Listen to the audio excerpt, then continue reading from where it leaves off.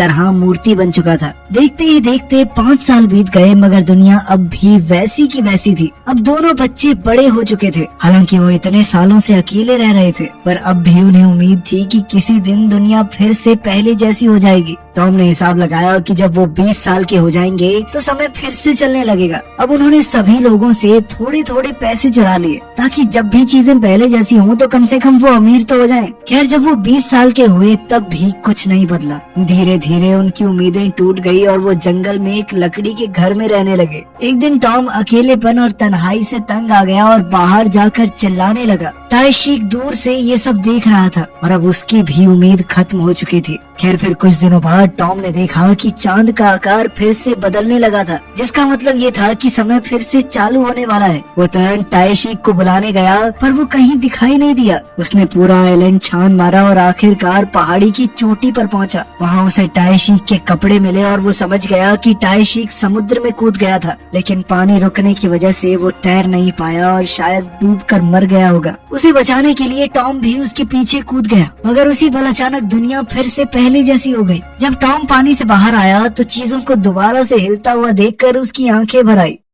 इधर पूरी डायरी पढ़ने के बाद जेनिफर जंगल में उसी लकड़ी के घर में पहुंची। आखिरकार वो टॉम से मिली और फिर उन्होंने पूरी दुनिया को इस कहानी का सच बताने की सोची, मगर जेनिफर को पूरा विश्वास था कि कोई भी उन पर यकीन नहीं करने वाला। वहीं दूसरी ओर पुलिस ने सीसीटीवी फुटेज से देखा कि टॉम इस वक्त जंगल में था। उन्हें शक हो गया कि वही किडनैपर है। फिर रात को टॉम जेनिफर के कमरे में जा पहुंचा, क्योंकि वो बेहद अकेला महसूस कर रहा था। वो इतने सालों से अकेला रह रहा था और अब बिल्कुल एक पल के लिए भी अकेला नहीं रहना चाहता था। फिर अगले दिन टाइशीक के माँ बाप कंस्ट्रक्शन साइट पर आ गए और दोषियों पर अपने बच्चों को अगवा करने का इल्जाम लगाने लगे। उनका मानना था कि कंस्ट्रक्शन साइट पर हुए धमाके में उनके बेटे की मौत हो गई थी और अब जेनिफर किडनैपर की कहानियां बनाकर अपने पिता को बचाने की कोशिश कर रही थी। उधर जेनिफर और टॉम चलते हुए उस अनाथ आश्रम में आ गए जहाँ टॉम रहा करता था। जेनिफर ने कहानी का सारा सच वार्डन को समझाया और फिर टॉम को बुलाते हुए बाहर चली गई। लेकिन उसी पल अचानक उसके पिता उसे जबरदस्ती खींचकर अपने साथ ले जाने लगे।